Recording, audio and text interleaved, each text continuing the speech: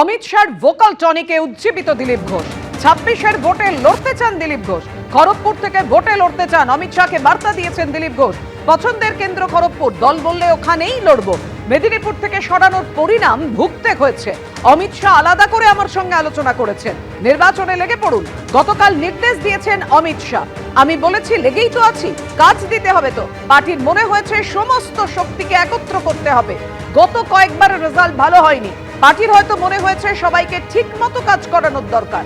আমাদেরকে দেওয়া এক্সক্লুসিভ সাক্ষাৎকারে আর কি বলেছেন দিলীপ ঘোষ, দেখুন।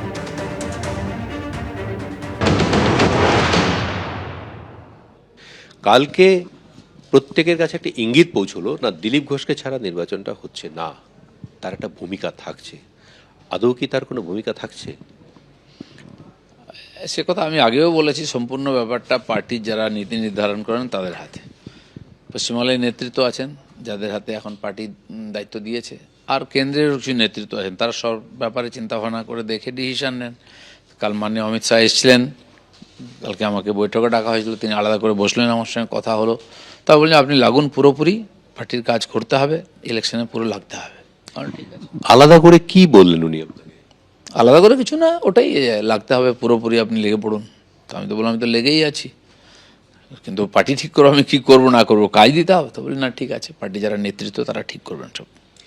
এইটা কি আপনার কাছে একটা পজিটিভ সাইন মনে হচ্ছে না? কারণ গত 8 মাস ধরে কার্যত আপনি দলের মধ্যে পুরোপুরি প্রাপ্ত। আপনি কোথায় থাকছেন, কি করছেন, কি কর্মসূচি আছে, কেউ ফিরেও দেখছে না। পার্টি তার নিজের মতো করে কর্মসূচি করছে, কোথাও আপনাকে দেখা যাচ্ছে না। হঠাৎ করে আপনাকে ডেকে নেওয়া, আলাদা করে অমিত শাহ 1-to-1 কথা বলা, এটা আপনার কাছে মনে হচ্ছে না পার্টিতে কোথাও যেন হারানো জমি ফিরে পেতে চলেছেন আপনি? দেখুন, পার্টিতে আমি ছিলাম, আমরা একটা হাতিয়ার পার্টি। পার্টি যখন মনে করে যাকে ইউজ করে, তো পার্টির মনে হয়েছে যে দরকার আছে সবাইকে, আর ইলেকশন তো সমস্ত শক্তিকে একত্রিত করে লড়াই করতে হবে। তো যাদের, খালি আমি নয়, এরকম আমার মতো লক্ষ লক্ষ কার্যকর্তা পশ্চিমবাংলায় আছেন যারা গত 10 বছর ধরে পার্টির যে উত্থান, তাদের সম্পূর্ণ যোগদান আছে। কাউকে সামনে থাকতে হয়, কিন্তু বাকি পার্টির সবাই তো লড়াই করে, তার ফলে আমরা রেজাল্ট পেয়েছি। তো গতবারে কিছু হয়েছে, মাঝখানে লোকসভাতেও রেজাল্ট ঠিকমতো হয়নি। তো পার্টি মনে করেছে যে না, বোধহয় সবাই ঠিকমতো কাজ করছে না, সবাইকে করাবার দরকার আছে, সেই জন্য সবাইকে যুক্ত করার চেষ্টা হচ্ছে।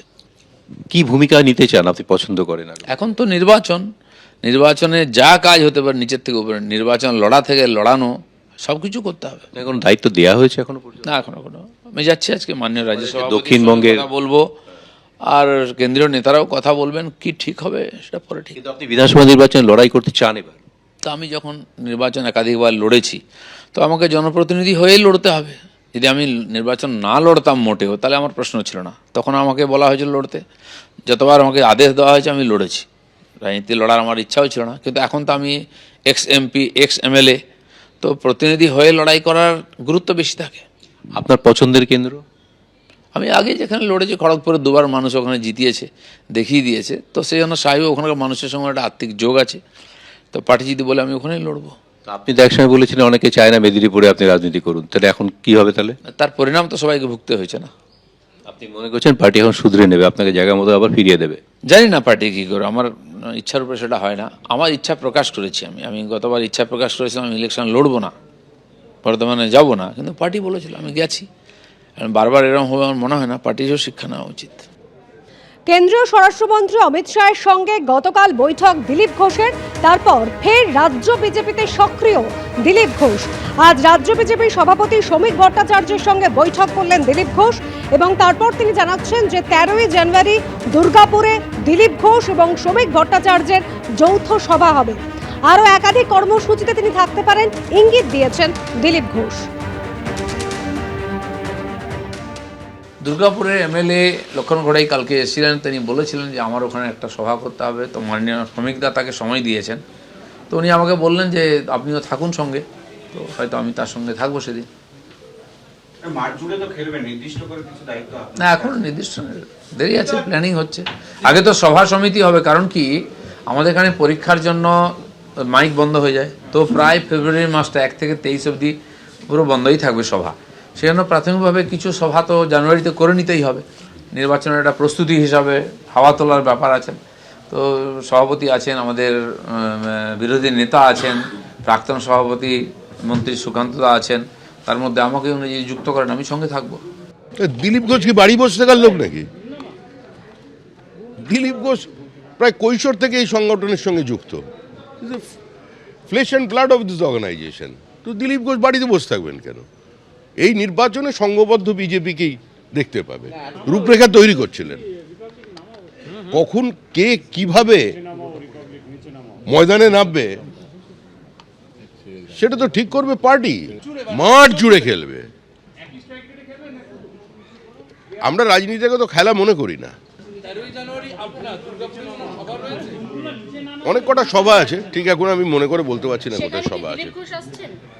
এলে কি কারোর কোনো অসুবিধা আছে? 8 মাস কার্যত ব্রাত্য থাকার পর মুখ খুললেন দিলীপ ঘোষ। যেভাবে আমাকে নির্বাচনে লড়ানো হয়েছিল তা আমার মত ছিল না। আমি প্রথমে বলেছিলাম নির্বাচনে লড়বো না।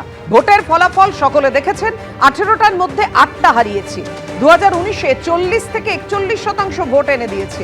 বাংলাদেশ নিয়ে আমরা উদ্বিগ্ন। আরজি কর নিয়ে তো বেশি লোক প্রতিবাদে নেমেছিল। 26-এ পশ্চিমবঙ্গে পরিবর্তন চাইছে মানুষ। আমি কোথায় আছি সেটা গুরুত্বপূর্ণ নয়। এবিপি আনন্দে প্রতিক্রিয়া দিলীপ ঘোষের।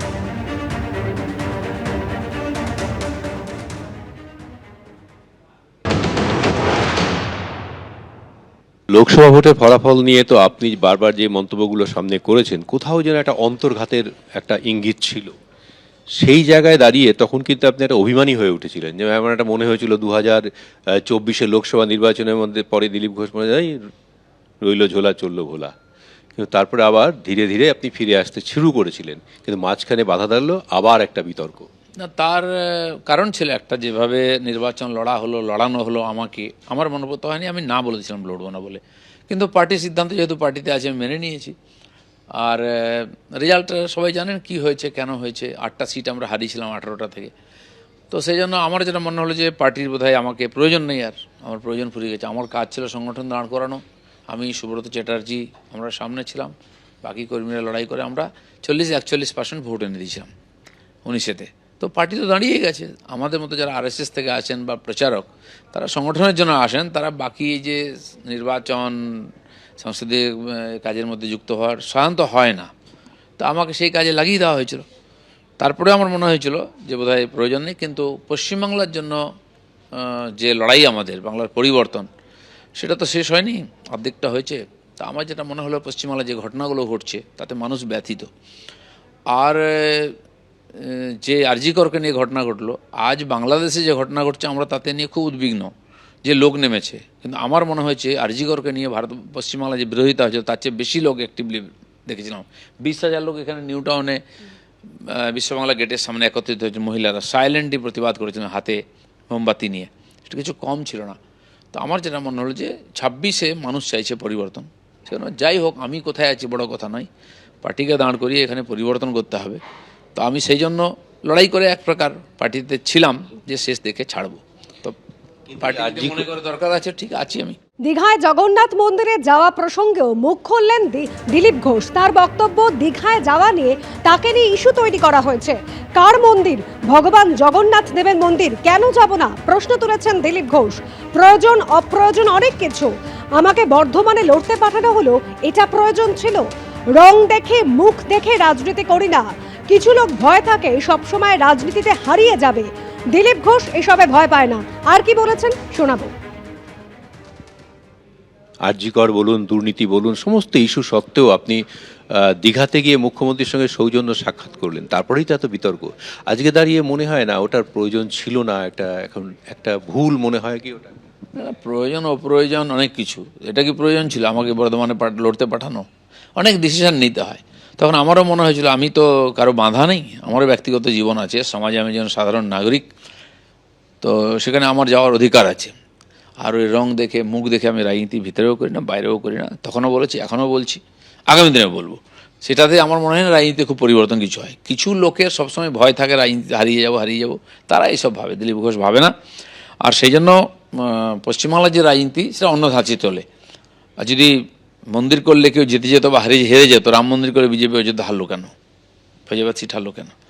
আর এখানে করলে মমতা জিতে যাবেন, এটা কেউ গ্যারান্টি দিতে পারবে কি? ভুল ধারণা। আর তার জন্য আমি কেন যাব না? কার মন্দির? ভগবান জগন্নাথ আছেন। এত দেশে হাজার হাজার মন্দির কোন বেটা বানিয়েছে, কেউ মনে রেখেছে? ভগবান আছেন, আমি ভক্ত যাব, সে কেউ বানাক যাবে। তো আজকে যদি ওখানে মসজিদ বানায় হুমায়ুন কবির, তো অন্য পার্টির মুসলমানরা ওখানে নামাজ পড়তে যাবে না? তো এইসব ফালতু একটা এজেন্ডা বানানো কাউকে আইসোলেট করার জন্য, এটা আমার বিরুদ্ধে 4 বছর ধরে চলছে, সেটা আমি বলেওছি। তো নেতৃত্ব ঠিক করেছেন কি করবেন, আমাকে যা আদেশ দেবেন সেটা আমি করব। আমি ক্লোজ চ্যাপ্টার। এবিপি আনন্দ, এগিয়ে থাকে, এগিয়ে রাখে।